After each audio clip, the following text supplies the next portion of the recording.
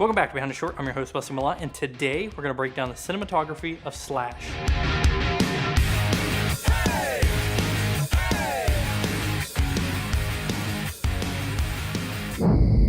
So we're going to open up on a close-up of a lantern. We're going to pull back and reveal the boyfriend and girlfriend coming down in the frame making out. This was actually supposed to be an old-school radio because we hear the Italian music playing in the background, but we couldn't find a radio that looked old enough and ran off batteries. So we just decided to replace the radio with a lantern, which actually worked out in our favor because not only is the lantern being utilized as a prop, it's actually doubling as a practical light to physically light our scene. The lantern is an LED light that has a dimmer attached to it, so we just made sure it was switched to the lowest possible setting at all times so it wasn't too harsh or direct on our actors' faces. For this shot, we have the Falcon Eyes off screen here in the background, kind of lighting this entire scene, and then we also have a smaller LED light pinpointed right here on the tree leaves, which is accenting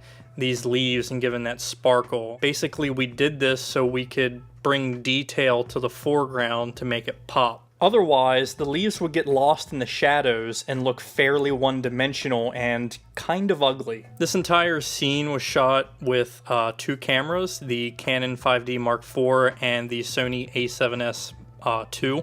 We lit it using the Falcon Eyes RX24 TDX, which is kind of like a knockoff Westcott flex light, but it's very, very bright, it's reliable, and it's a very affordable price. Now, since this was a low-budget shoot and we couldn't really utilize a ton of lights, we had to get by with just the lights that we had on hand, which for the most part was only 2 or 3 lights. So for this scene, we utilized a technique that is called cross-key lighting. So if this is our tent, and this is our subject, we place the Falcon Eyes in the back, which is lighting up our scene, and is also lighting up the back of our subject and giving her a nice hair light which separates her from the background. And then we placed another LED up here as our key light, and then we used a reflector to bounce light from our backlight, the Falcon Eyes, into Lauren's left side of her face to fill in the shadows.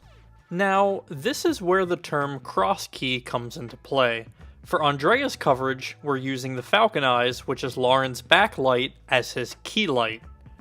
You can see the Falcon Eyes illuminating the ground, which is making the grass pop, but it's also lighting up the right side of Andrea's face. And then we utilized Lauren's key light to be Andrea's back or hair light, and you can see it lighting the back of his hair here. Alright, I can't take it anymore. This is so dumb. How can't you just enjoy a movie? Jumping ahead here to the dialogue scene where Callum and Sydney are watching TV, we lit this scene only using a single light, the Falcon Eyes. We did a single light because we wanted it to be that kind of cliche watching horror movies in the dark, so we needed the image to be relatively dark with more contrast and more direct lighting.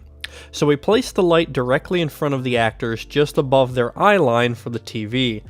Now, the great thing about this Falcon Eyes light is it has a built-in dimmer switch. So to best replicate the look a TV would give us, we have Brian, our gaffer, sitting off-screen turning the dimmer up and down, which gives the light that TV flicker that we're seeing on the walls.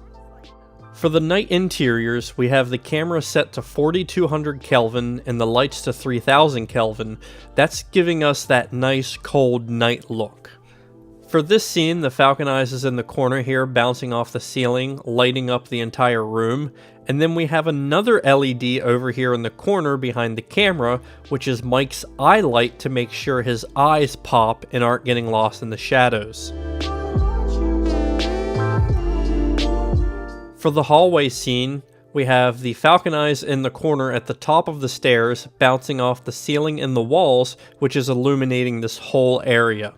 We made sure that it was positioned perfectly at the top of those stairs so that it was not only lighting up our scene, but it was also accenting the railing so it looks nice and shiny and makes the railings pop from the shadows. We have another LED off screen here on the bottom staircase, which is blasting right onto the railing, which is casting the shadows of the railings onto the wall. And then we had one more light in the bedroom there, which is serving as a kicker to accent the lamp in the back corner of the room. Without that kicker light, the entire back wall kind of gets lost in the shadows, so when Chloe pops out to check on Callum, the image just looked a little flat. So all of these lights are being utilized with one another to make the image that we're capturing multidimensional. The last little challenge that we faced here as we cut to downstairs, some of the downstairs lights are on because we figured if Callum was investigating a noise, he wouldn't just investigate in the dark like a stereotypical horror movie. So the challenge here was balancing the upstairs light and the downstairs light, which are two completely different color temperatures. So we had the upstairs light set to 3000 Kelvin, meanwhile the downstairs light is set to 5600 Kelvin. We kept the white balance the same in camera at 4200 Kelvin since that's right in the middle of the two values, which really gave us a nice balance between the two color temperatures so that the upstairs wasn't too cold and the downstairs wasn't too warm. That's going to do it for this week's episode. If you enjoyed this video, please like it, share it, subscribe to the channel, drop a comment below, and then tune in next week for more Behind the Short.